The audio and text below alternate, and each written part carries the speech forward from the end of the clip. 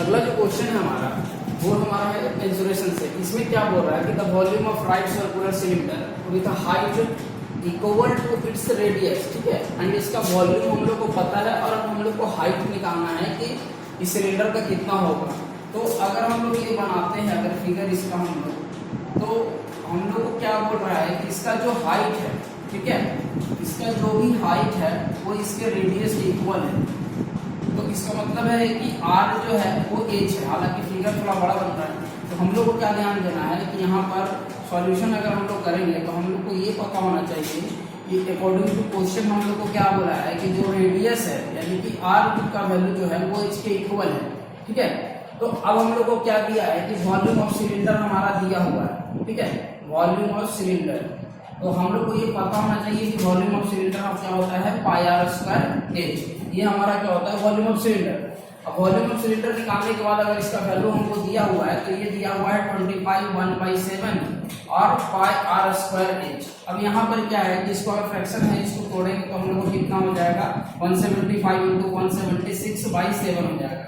और पाई का वैल्यू को अगर हम लोग पुट करते हैं तो और यहाँ पर क्या बोला है कि r का वैल्यू h के इक्वल है, तो हम लोग करेंगे h × h डॉट h, ठीक है। अब ये हम लोग का इतना सारा ये हमारा वॉल्यूम हो गया, ठीक है। तो हम लोग यहाँ देख रहे हैं कि ये 7 से 7 कट गया और ये 22 से कितने बार में कट गया, 8 बार में कट जाता है।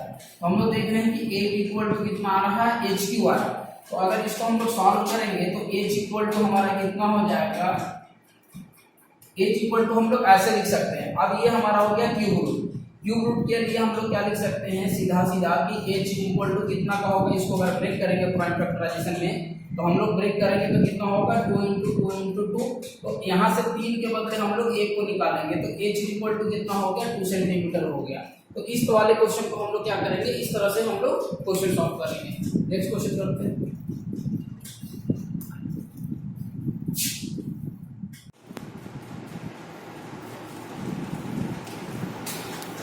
अगला जो क्वेश्चन है हमारा वो है, इसमें हम लोग को मोड निकालना है, ठीक है। तो मोड निकालना है इसमें, इस वाले क्वेश्चन में जो स्टैटिस्टिक्स जो क्वेश्चन आता है वो उसमें मीन मोड मीडियन आपको 3 चीज निकालने देगा। तो हम लोग सबसे पहले सीखते हैं मोड निकालना, ठीक है।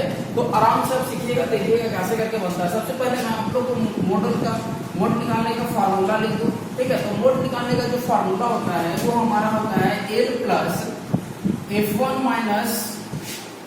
F0 by 2F1 - F0 by into F minus F2, ठीक है, इंटू H। ये हमारा क्या होता है फॉर्मूला। अब यहाँ पर हम लोग को ये देखना है कि इस फॉर्मूला में L क्या है, ठीक है। तो L होता है आपका model class of lower frequency, ठीक है। यानी कि जो भी मॉडल क्लास होगा हम लोग को सबसे पहले क्या करना रहता है मोड निकालने के लिए कि हम लोग को मॉडल क्लास चूज करना पड़ता है कि किस में से होगा। तो ये सिलेक्ट करने के लिए हम लोग को देखना होगा कि इस वाले फ्रीक्वेंसी यानी कि नंबर ऑफ स्टूडेंट में जो सबसे ज्यादा होगा वही हमारा क्या होगा, मॉडल क्लास होगा। तो हमारा देख रहे हैं कि ये जो है 18 जो है सबसे ज्यादा है, तो इसको हम लोग F1 रिप्रेजेंट करते हैं, ठीक है। और ये जो 80 होगा ये हमारा L का वैल्यू होगा। तो इन लोग सारा वैल्यू को हम लोग यहाँ पर पुट करते जाएंगे। तो F1 हमारा कितना हो गया, 18। अब हम लोग को F0 लाना है, तो इससे जस्ट पहले वाला वैल्यू को हम लोग बोलते हैं F0, ठीक है। और इससे जस्ट बाद वाला वैल्यू को हम लोग बोलते हैं F2, ठीक है। अब H का वैल्यू अगर हम लोग को लिखना है तो H होता है हमारा कि क्लास इंटरवल का डिफरेंस कितना है। तो 0 से 20 जा रहा है, यानी कि अब इसका फॉर्मूला होता है upper limit minus lower limit. तो हम लोग करेंगे तो कितना हो जाएगा, 20 - 0 यानी कि 20, यानी H का वैल्यू हमारा 20 हो रहा है। अब सारा वैल्यू को हम लोग क्या करेंगे, इस वाले फॉर्मूला पर पुट कर देंगे। तो पुट करते हैं तो हमारा कितना आ जाता है, 80 प्लस F1 हमारा कितना है आपका, F1 18 माइनस 12। अब इसको डबल अगर हम लोग कर दे तो 36 माइनस 12 माइनस 5 और इंटू कितना हो जाएगा हमारा 20, ठीक है। अब इस वैल्यू को अगर हम लोग सॉल्व करें तो हमारा कितना आ रहा है, मॉड इज इक्वल टू हम लोग लिख सकते हैं 80 प्लस माइनस करेंगे तो हमारा कितना आ जाएगा 6 बाई, इधर माइनस करेंगे तो कितना आ जाएगा 36, 12 - 17, 12 5 17 हो गया। तो स्टार्ट कर देंगे तो यहाँ कितना हो जाएगा, माइनस करते हैं तो 16 में 7 किया 9 यानी कि 19 इंटू 20 हमारा आ गया, ठीक है। तो इस वैल्यू को अगर हम लोग जब सॉल्व करेंगे 8/120 90, अब इसको इससे डिवाइड कर देंगे तो हमारा कितना आ जाएगा, अगर डिवाइड हम लोग करें तो आता है हमारा 6.31। तो अब इसको ऐड कर देंगे तो हमारा क्या आ जाएगा 86.31। इस तरह करके हम लोग का क्या हो जाएगा, सारे का आंसर हम लोग का निकल जाएगा। ठीक है, तो इस तरह से हम आप मोड निकाल सकते हैं। इसी क्वेश्चन में अगर मीडियन देगा तो मीडियन हम लोग निकाल सकते हैं। ठीक है, तो आगे हम लोग इस क्वेश्चन की तरफ करते हैं। ठीक है,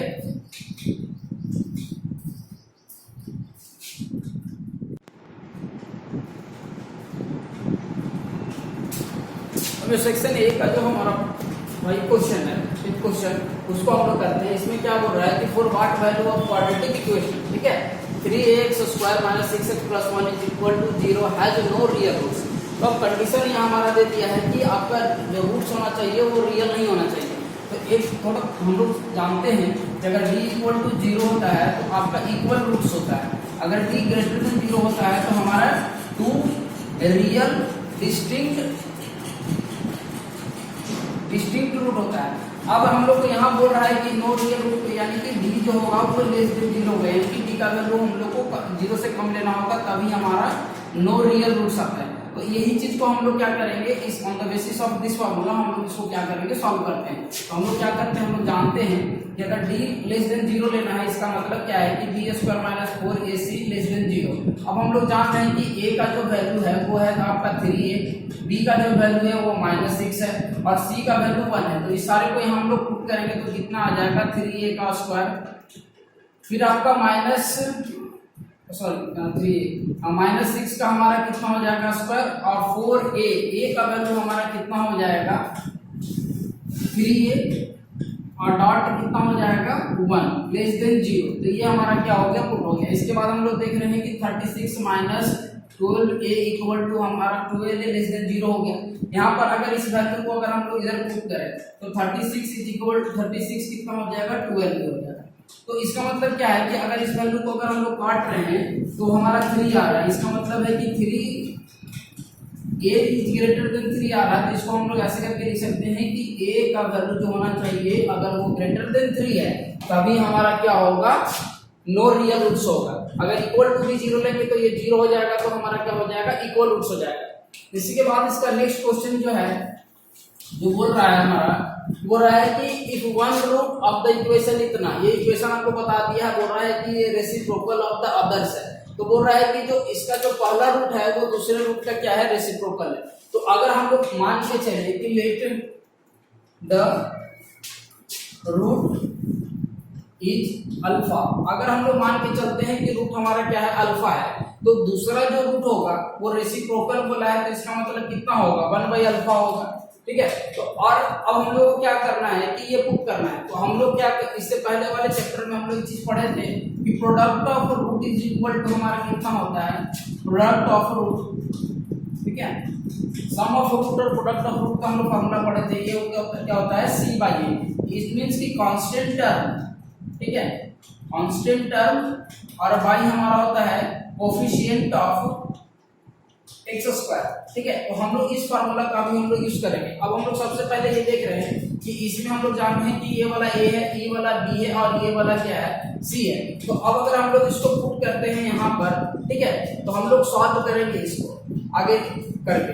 तो अगर हम लोग इसको पुट करते हैं यहाँ पर, तो एक चीज हम लोग देख रहे हैं कि सबसे पहले ये अगर प्रोडक्ट ऑफ रूट करें अल्फा इंटू 1/अल्फा, तो अल्फा इंटू 1/अल्फा करेंगे, और इधर कितना होगा, कांस्टेंट टर्म हमारा कितना है, 3 है, और कोएफिशिएंट ऑफ x² कितना है, -k - 1।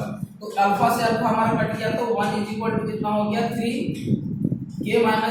इसको अगर हम लोग क्रॉस मल्टीप्लिकेशन करेंगे तो k - 1 = हमारा 3 हो गया, और फिर सॉल्व करेंगे तो k = कितना आ रहा है, 4। यानी कि k का वैल्यू अगर हम लोग 4 पुट करें तो ये जो हमारा है कंडीशन सारा क्या हो जाएगा, सेटिस्फाई हो जाएगा, और k का वैल्यू हमारा क्या हो जाएगा, निकल जाएगा आसानी से। ठीक है।